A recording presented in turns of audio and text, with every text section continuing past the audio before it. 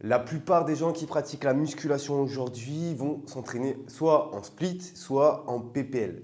Mais laisse-moi te dire que ce n'est pas du tout les formats les plus efficaces pour t'entraîner. Si toi, ton objectif, c'est de passer le moins de temps en salle, d'avoir un entraînement qui t'apporte le plus de résultats avec le moins de temps passé en salle, donc qui va être le plus efficient possible, le plus efficace, et surtout là où tu vas te prendre le moins la tête, fais absolument pas du split. Le format qu'il va te falloir, ça va être du full body. Et justement, aujourd'hui, je vais te montrer ce que j'appelle moi le full body ultime. C'est la première fois que je tourne dans mon gym que j'ai fini il y a une semaine. Donc je te présente le T-Body Gym et je vais te montrer du coup le full body ultime. Ça va être un entraînement hyper simple, hyper réaliste dans le sens où il n'y a aucun exercice folklorique, exotique que tu peux voir sur Instagram et un entraînement qui va être ultra efficace et je vais te le prouver et te montrer pourquoi. Seulement 3 séances par semaine de musculation vont te suffire largement pour avoir le volume d'entraînement adéquat pour que tu puisses progresser en musculation. Et oui, que tu sois débutant ou même à un niveau avancé, c'est largement suffisant pour que tu puisses progresser, il faut juste le faire intelligemment. Donc déjà, tu vas me dire, oui, c'est bien, tu me dis tout ça, mais d'accord.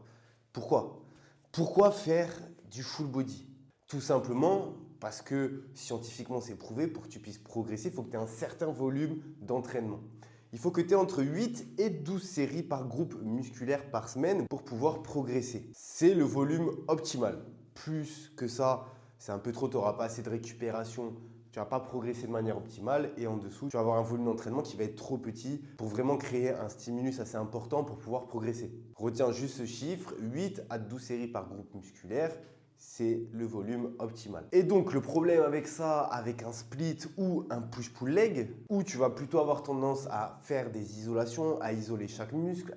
Un split, ça va être un jour, un groupe musculaire. Et donc au lieu d'avoir un exercice ou un jour où tu vas prendre plusieurs groupes musculaires, ben là, ça va être un exercice, un groupe musculaire. Donc ton volume d'entraînement va devoir être énorme pour atteindre ce total de 8 à 12 séries par groupe musculaire. Et résultat, c'est pour ça que les gens s'entraînent 5 à 6 fois par semaine en salle de musculation pour pouvoir atteindre le volume d'entraînement optimal pour progresser avec un split ou un push-pull leg. Avec le full body, surtout celui que moi je vais te proposer, chaque exercice va travailler plusieurs groupes musculaires. Chaque exercice va faire intervenir des chaînes musculaires et ne va pas venir isoler un muscle. Comme par exemple, je te donne l'exemple du leg extension où tu vas venir isoler juste le quadriceps. Ça n'a aucun intérêt. On va travailler en chaîne musculaire. Donc un exercice va t'apporter des séries sur plusieurs groupes musculaires. Et c'est pour ça qu'en seulement 3 séances par semaine, tu atteins ton quota des 8 à 12 séries par groupe musculaire assez facilement. Donc tu vas gagner du temps dans ta semaine, tu seras plus efficient et en plus tu vas mieux récupérer puisque tu auras plus de temps de repos. C'est ce type d'entraînement là qu'il va falloir que tu fasses. Mais d'abord, avant de passer donc à ce que je te montre l'entraînement, on va voir pour qui est ce type d'entraînement-là. Donc, si tu es un bodybuilder, ça ne va pas être toi la cible. Tout simplement parce que toi, tu vas vouloir aller dans les détails pour avoir un objectif d'esthétique extrême, d'équilibre. Donc, tu vas aller être très pointilleux sur tous tes petits déséquilibres esthétiques, de volume musculaire, etc. Où là, on va aller un petit peu moins dans les détails, on va être vraiment dans le 80-20. Et oui, parce que les bodybuilders, leur sport, c'est la musculation en soi. Alors que toi, si tu me regardes, toi, c'est plutôt de la prépa physique que tu fais plutôt que de la musculation pour du bodybuilding. Pour avoir un corps esthétique, certes, mais aussi avoir l'énergie, être en bonne santé, vivre vieux, libre, etc. Et eux, les bodybuilders, ils vont avoir besoin d'un gros volume d'entraînement, effectivement, donc en 6 fois par semaine, parce qu'ils vont devoir faire beaucoup d'isolation et de faire une surspécialisation musculaire, c'est-à-dire de vraiment, comme je t'ai dit tout à l'heure, aller dans le détail. Mais comme je t'ai dit, pour ceux qui veulent un physique sec et harmonieux, cet entraînement, il est parfait. Ceux qui cherchent un corps qui va être performant, qui va être fonctionnel, qui va les rendre libres. Un bodybuilder, par exemple, en surf, ça ne va pas être possible. En escalade, ça ne va pas être possible. Alors qu'avec ce type d'entraînement-là, crois-moi que tu vas pouvoir performer dans tous les types de sports que tu veux performer. Donc, on est dans l'équilibre de tout, l'esthétique, mais aussi le côté fonctionnel. Pourquoi? Parce qu'on travaille en chaîne musculaire. C'est aussi pour ceux qui veulent un entraînement qui va être simple, qui va être efficace, mais aussi durable, qui vont pouvoir tenir tout au long de leur vie. Ok, tenir un split 6 fois par semaine, tu vois beaucoup de mecs de 20 à 30 ans qui sont énormes, qui s'entraînent comme ça. Par contre, de mecs à 60 ans qui s'entraînent 6 fois par semaine en salle de musculation, tu vas toujours m'en trouver. C'est quand même très rare. Alors que toi, à 70 ans, tu pourras continuer ce type d'entraînement parce qu'il est simple. Tu t'entraîneras que 3 fois par semaine, donc c'est assez facile à mettre dans ton emploi du temps. Et tu pourras le faire tout au long de ta vie. Et ça va aussi avec le fait, ceux qui ont comme priorité la santé, qui veulent être en bonne santé toute leur vie. Parce que pour être en bonne santé toute ta vie, il va falloir que tu entretiennes ta masse musculaire forcément. Et là, on ne parle pas du tout de bodybuilding, tout ça. C'est juste que même un papy de 70-80 ans, il doit faire la musculation pour pouvoir être autonome, pour pouvoir continuer à se doucher, à s'asseoir tout seul dans le canapé, à se lever, à cuisiner, à aller marcher tout seul. Enfin voilà, pour être autonome. Tu vas être obligé de faire ça si tu veux vivre vieux et libre. Obligatoirement. Donc voilà, c'est un entraînement qui est basé sur l'efficience, l'efficacité, mais aussi la longévité. Donc voilà, vraiment, si tu es une personne active, sportive, un entrepreneur par exemple qui a du temps mais qui veut bien le gérer, tu as vraiment envie de te mettre au sport et de faire les choses avec le plus d'efficience possible, c'est exactement pour toi. Et ça compte aussi ce côté plaisir parce que les gens qui vont 5 à 6 fois par semaine à la salle, au bout d'un moment, tu as le plaisir, c'est un peu redondant, alors que là, tu vas que 3 fois et après, c'est que des sports plaisir, comme je t'ai dit tout à l'heure, tu vas pouvoir surfer, faire des randonnées, du bad avec tes amis, etc. Et donc, quand même, tu as une notion plaisir qui est importante si tu veux tenir sur la durée. Donc, conclusion, cet entraînement, c'est pas pour devenir un bodybuilder, mais plutôt pour devenir un athlète libre. Il faut plutôt voir ça comme une prépa physique pour devenir un athlète libre qui va être sec, fort, mobile et surtout en bonne santé tout au long de sa vie. Maintenant que tu sais si ce format est fait pour toi ou non, je vais te présenter enfin ce que j'appelle le full body ultime. Ça va être les 6 mouvements les plus rentables que tu vas pouvoir faire pendant un entraînement. Et reste bien jusqu'à la fin de la vidéo parce qu'après ça, je vais te passer une ressource qui va être hyper importante si tu veux passer à l'action, donc reste bien jusqu'à la fin. Donc dans ce full body, il va y avoir 6 mouvements fondamentaux qui sont en chaîne musculaire, ils sont polyarticulaires, ok, tu n'auras pas d'isolation comme je t'ai dit. Et avec juste cet entraînement, tu vas travailler tout le corps en entier, hein, vraiment tout le corps. Si tu connais déjà cet entraînement, tu as déjà une très bonne base. Et tu vas voir qu'il ne faut pas beaucoup de matériel. Moi, je suis dans mon home gym, bon, j'ai des poulies, tout ça. On n'aura même pas besoin des poulies pour aujourd'hui, pour cet entraînement-là. Je vais laisser la barre à vide, ok, je vais te montrer chaque mouvement. Pour commencer, on va commencer par le front squat, qui est le roi pour moi pour le bas du corps, avec un autre exercice que je te montrerai après aussi qui va être très intéressant. Mais je vais préférer le front squat plutôt qu'au back squat, ok, parce que pour préserver ton dos, tu vas avoir tendance à moins pencher ton buste en avant, tu auras moins de tension sur ton bas du dos et en plus de ça, pour le même stimulus, tu vas mettre moins lourd. Ok, tu vas pouvoir mettre 130 kg au back squat et 90 kg au front squat que tu auras le même ressenti. Tu vas voir que c'est plus dur le front squat que le back squat. Donc le fait que tu fais moins lourd aussi pour ta longévité, ça va être plus intéressant pour maintenir ton dos en bonne santé. Et pour autant, tu vas super bien travailler et pas tricher en faisant des squats de feed girl où tu vas te pencher complètement en avant comme ça. Donc, c'est pour ça que j'ai choisi moi le front squat. Ok, on va travailler en particulier les quadriceps, mais aussi tu vas travailler ischio, fessier, lombaire et le gainage au niveau du tronc. J'ai toujours à chaque fois te montrer les exos et te passer quelques petites astuces. Moi, l'astuce que je vais te donner, surtout au front squat, donc c'est pas un exercice qui est agréable au départ, on est bien d'accord, c'est pas l'exercice confort, mais on n'est pas en salle de musculation pour être confort comme quand tu vas être dans ton canapé. Donc ça, au final, on s'en fiche, parce que oui, le bas squat, ça va être plus facile techniquement, ça va être plus confort, mais on s'en fout de ça, c'est pas un argument. Moi, pour que tu sois le plus confort possible, ok, tu vas avoir plusieurs prises. Donc il y a une prise où vraiment tu vas passer dessous et tu vas prendre la barre complètement avec ta main. Celle-là, ça va être très compliqué, il faut que tu aies une grosse mobilité au niveau des poignets. C'est pas accessible pour tout le monde et même pour moi, ça fait un petit peu mal. Ce que je te conseille juste de faire, tout simplement, tu prends tes doigts comme ceci. Ok, tu viens les placer au niveau de la barre. Tu les tournes en dessous de la barre et tu vas tenir la barre juste avec tes doigts. Ok, et ça va reposer sur les épaules. Hop, comme ceci, tout simplement. Et en fait, la barre repose sur tes épaules en équilibre et tes doigts la maintiennent en équilibre. C'est pas elle qui porte la barre. Et tu vas pouvoir donc du coup enchaîner les front squats. Ok, au départ, tu ne vas pas mettre trop lourd de toute façon. Ce n'est pas le but et au fur et à mesure, tu vas pouvoir progresser et mettre de plus en plus de charge. Et tu vas voir que c'est un exercice après que tu vas adorer. Juste les erreurs à éviter sur cet exercice, donc c'est d'arrondir le bas du dos. De toute façon, tu ne peux pas vraiment parce que si tu commences à te pencher en avant et arrondir le bas du dos, la barre elle va tomber. Donc c'est ça qui est bien avec cet exercice, tu es assez sécure au niveau de ton dos. Et évite d'avoir une grosse amplitude si tu n'as pas encore la mobilité au niveau des hanches. Ok, si tu vois que tu as une rétroversion du bassin, c'est-à-dire ce mouvement-là, là, le bassin qui part vers l'avant quand tu descends, tac, et là tu as le bassin qui part vers l'avant.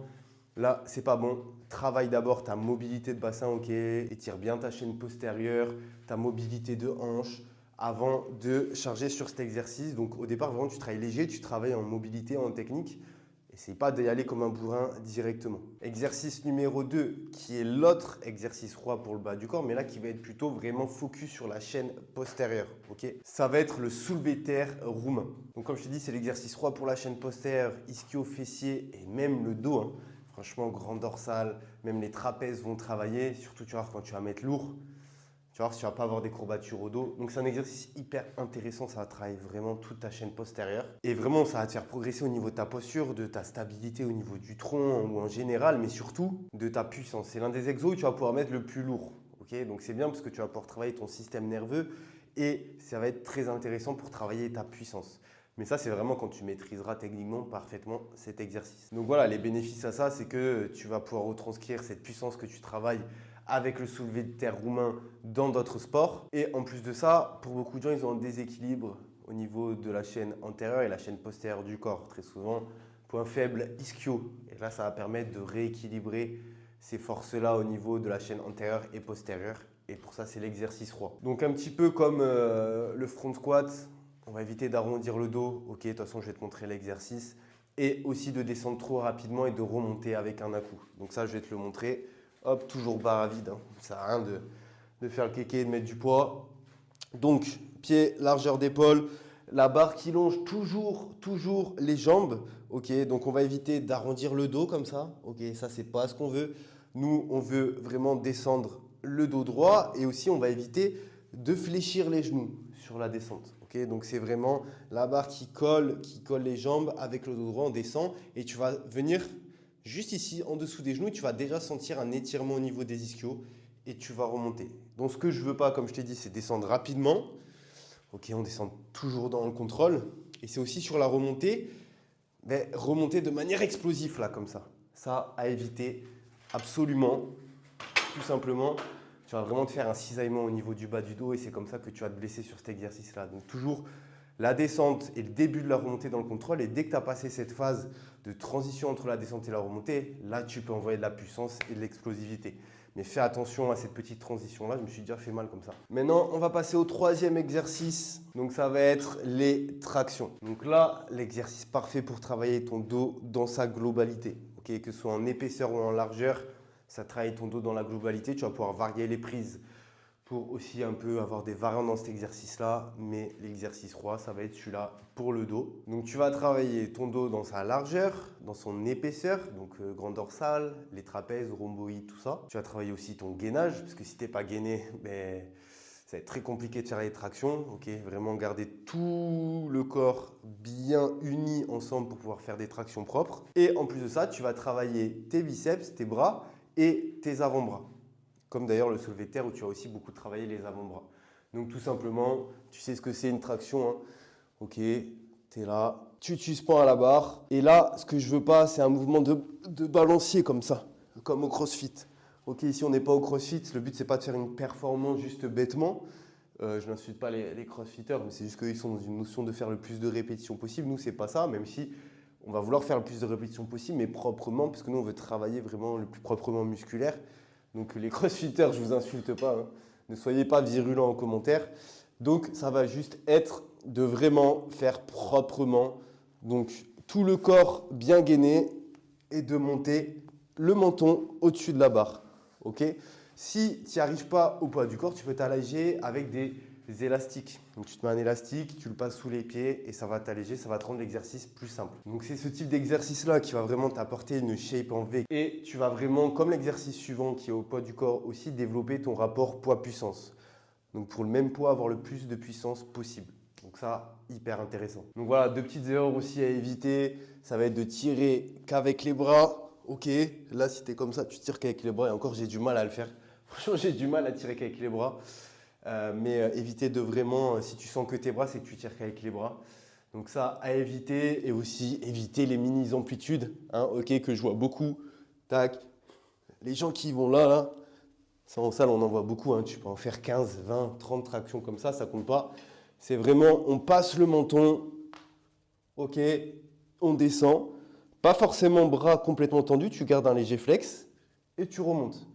Et tu contrôles la descente. Ok, tu n'es pas obligé de tendre complètement, mais tu gardes un léger flex. Et dernier petit conseil, avant d'engager la montée, tu vas venir abaisser tes épaules, ok? Ce mouvement-là, là, pour venir engager directement le dos, éviter de tirer avec les bras, justement.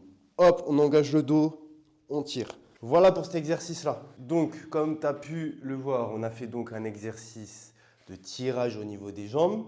On a fait un exercice de poussée au niveau des jambes. On a fait un exercice de tirage au niveau du haut du corps, des bras. Et maintenant, on va faire un exercice de poussée au niveau des bras. Donc, tu vois, on travaille le corps dans tous ses angles, dans tous les angles où il peut travailler. Donc là, l'exercice roi pour la poussée, pour moi, ça va être les dips. Bien mieux que le développé couché. Le problème du développé couché, c'est super, mais ce n'est pas adapté à toutes les morphologies.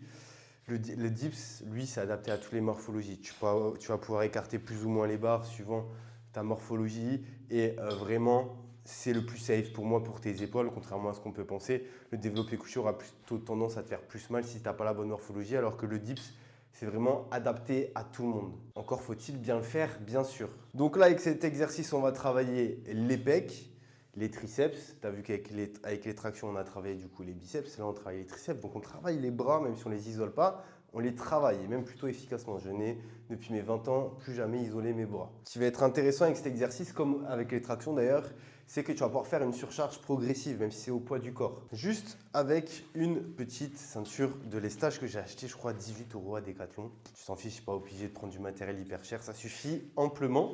Et grâce à ça, je peux me laisser avoir une surcharge progressive. Donc, je ne suis pas obligé de juste augmenter les reps, je suis aussi me mettre du poids pour rendre l'exercice plus dur. Donc, le dips, tout simplement, tu te mets sur les barres.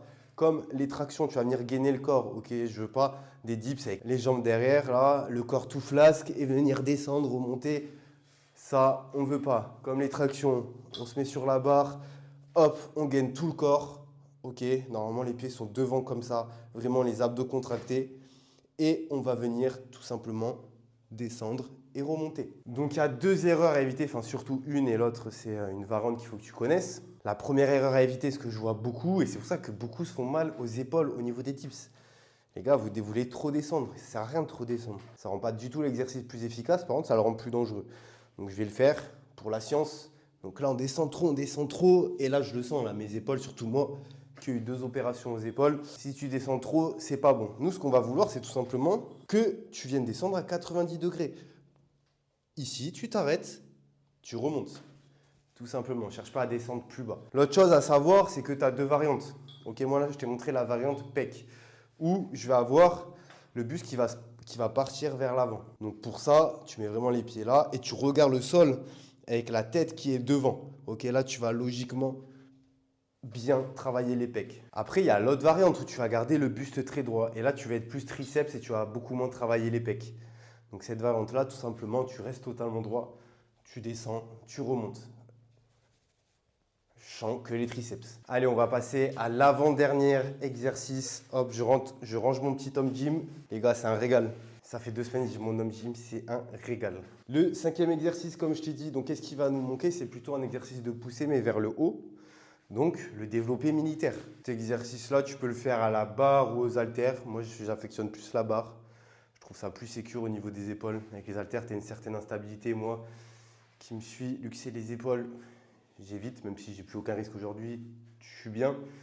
Mais voilà, j'aime pas trop prendre des risques pour rien. Donc, la barre, je trouve ça très bien. Donc, il va pouvoir nous permettre de travailler vraiment l'épaule dans sa globalité, hein. Bon, pas trop l'arrière de l'épaule, mais la portion latérale et la portion avant. Tu vas aussi travailler un petit peu les trapèzes et le gainage du tronc énormément. Et un petit peu aussi les triceps avec. Bon voilà, c'est comme tous les exos, c'est une chaîne musculaire, donc tu as énormément de muscles qui interviennent. Moi, je te parle des muscles principaux qui vont être épaules, gainage du tronc.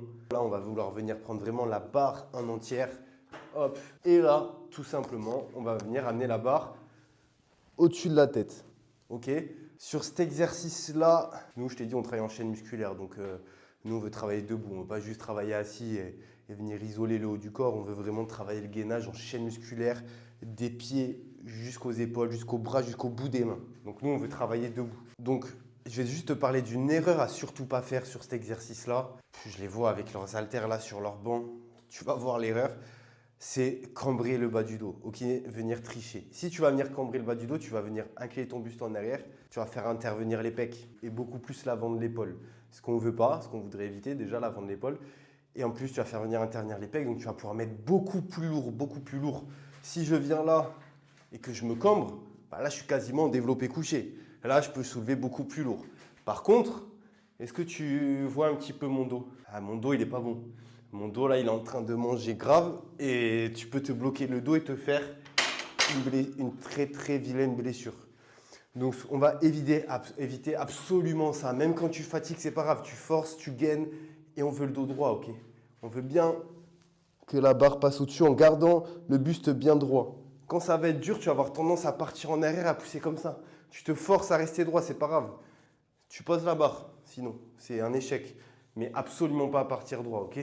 Partir le buste en arrière. On reste bien comme ceci et pas comme ça. J'en vois tellement le faire, les gars, que vraiment, je vous le dis, j'insiste. Faites attention à ça. Pareil avec les haltères, je le vois sur leur banc. S'ils font du développé incliné avec le dos complètement comme ça, ah oui, ils mettent 30 kg par haltère, mais à quel prix? Et en plus pour mal travailler les épaules. Alors là, les gars, qu'est-ce qu'on a oublié du coup? Moi, je vous ai donné un indice avec ça, mais on a tout travaillé, il ne manque plus que les abdos. Donc là, je vais te proposer plusieurs variantes parce que l'exercice que je vais te proposer, il est quand même très avancé.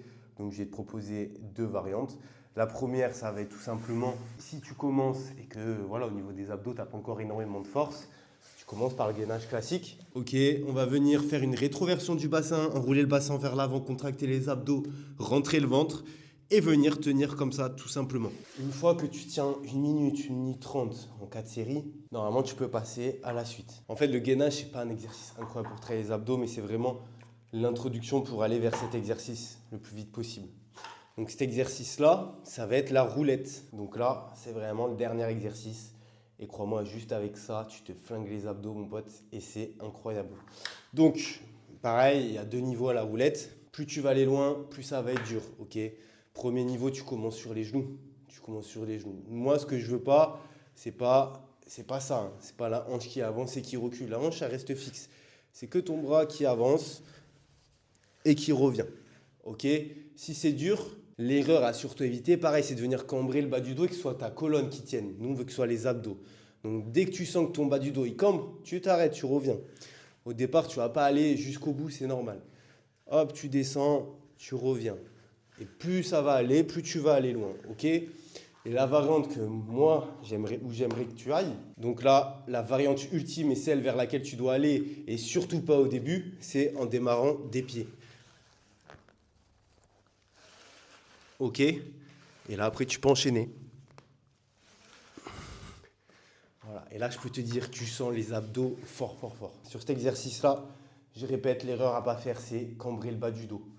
Là, tu vas te faire très, très mal. C'est un petit peu le même principe qu'au développé militaire. Autre chose que j'aimerais bien que tu mettes en variante avec celle-là, parce que tu as 3 séances. Dans une de tes autres séances, c'est le pal of press. Du coup, parce que là, on n'a pas trop travaillé les obliques. Le pal of press, c'est de l'anti-rotation, ok? Hop, je vais te montrer rapidement ici. Parce que là, on a vraiment tout travaillé, même les lombaires. On n'a pas isolé les lombaires, mais crois-moi, entre le front squat et le soulevé terre, ça suffit largement. Pal of press, c'est tout simplement, bon, tu descends un petit peu plus la poulie, j'ai la barre, un petit peu la flemme. C'est juste pour te montrer. Tu te mets là, tu tends les bras devant, tu replies. En fait, la poulie aura tendance à t'amener sur le côté. Toi, tu vas juste devoir résister. Ok, ce qu'on appelle l'anti-rotation. Tu fais les deux côtés. Tac, tac. Ça, une fois par semaine. Et là, tu as travaillé le corps dans sa globalité. Donc ça, tu alternes avec la roulette. Tu fais 2 fois par semaine la roulette ou le gainage suivant à quel niveau tu es. Et une fois par semaine, le pal of press. Et là, tu es incroyable. Et là, on est vraiment royal au bar, les gars. Franchement, avec tous ces exos-là, moi, je les pratique depuis un moment. Je me sens vraiment au top. Je suis vraiment bien dans mon corps. J'ai pas de douleur. Il faut juste y aller progressivement sur les charges. Et vraiment y aller petit à petit par rapport à ton niveau et pas vouloir brûler les étapes. Mais les exercices restent les mêmes. Après, tu vas pouvoir avoir des variantes, mais je te conseille toujours de travailler en chaîne musculaire comme je viens de te montrer dans chaque exercice. Je t'ai parlé d'une ressource que j'allais te donner, parce que là, je t'ai donné chaque exercice qu'il y a dans ce full body, mais je vais aller plus loin dans cette ressource justement, donc va la récupérer, elle est en description. Dans cette ressource, je te passe cet entraînement-là, avec exactement le format, le nombre de séries, le nombre de temps de repos par exercice, le nombre de répétitions que tu dois faire. Et aussi, dans la ressource, je te passe du coup cet entraînement-là avec la variante Nomad Training, donc au poids du corps. Comme ça, quand tu pars en voyage ou quand n'importe où pour X ou Y raison, tu n'as pas accès à de salle de sport, tu pourras continuer à faire cet entraînement-là. Tu auras ton Nomad Training. Donc je te l'offre. C'est totalement gratuit, hein. Donc tu peux y aller, c'est en description. Tu cliques sur le lien.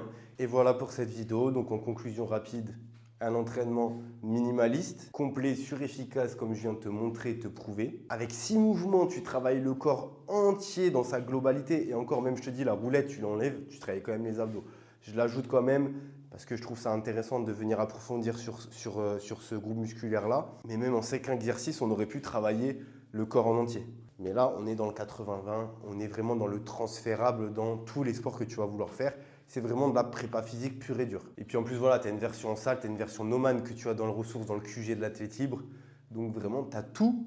Tu as tout pour être tranquille à vie, avoir ton entraînement de base et être en bonne santé et surtout avoir un physique qui te plaît. Parce que crois-moi qu'avec ça, vu que tu travailles en polyarticulaire, tu dépenses beaucoup plus de calories, donc tu auras plus tendance à sécher facilement, bien sûr avec une bonne nutrition à côté. Et ça va te faire économiser beaucoup de temps. Tu vas pas passer 7 heures par semaine en salle de musculation. Une séance comme ça dure à peu près 1 heure avec l'échauffement. Donc tu es plutôt tranquille à ce niveau-là. Et n'oublie pas, va chercher ta ressource. Et aussi dans ce document, je te mets la logique de progression pour que tu puisses progresser sur ton entraînement de manière logique et surtout intelligente. Donc c'est totalement gratuit, vas-y dès maintenant, comme ça tu peux commencer dès maintenant à mettre ce training en place dans ta routine.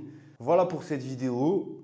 N'oublie pas surtout de t'abonner pour ne pas louper les prochaines. Maintenant que j'ai mon home gym, peut-être que je vais retourner les vidéos comme ça. Il y aura toujours le format mind map parce que pour moi, c'est le moyen le plus facile de te faire passer les bonnes informations. Mais quand on est dans des vidéos un petit peu pratiques, ouais, dis-moi en commentaire, mais pourquoi pas continuer à les tourner dans mon home gym comme ça. Je te dis à très vite. Ciao et dis-moi en commentaire si tu as essayé ce training.